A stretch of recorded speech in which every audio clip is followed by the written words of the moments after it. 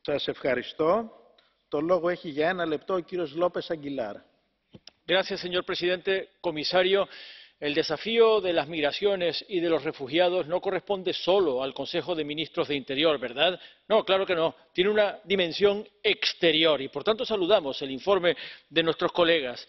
Pero muchos socialistas exigimos que la dignidad y los derechos humanos sean respetados en los refugiados independientemente de su estatus legal.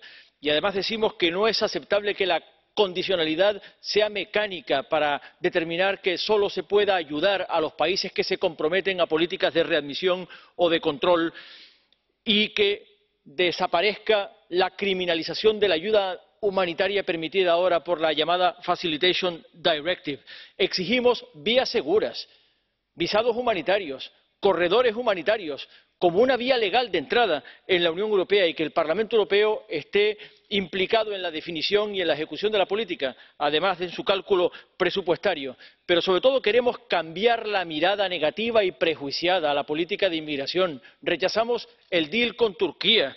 Exigimos un cambio de esa mirada prejuiciada y una exigencia total de cumplimiento de los compromisos adquiridos por parte del Consejo en materia de reasentamiento y de realojamiento, cambiando por fin ese enfoque securitario por un enfoque humanitario.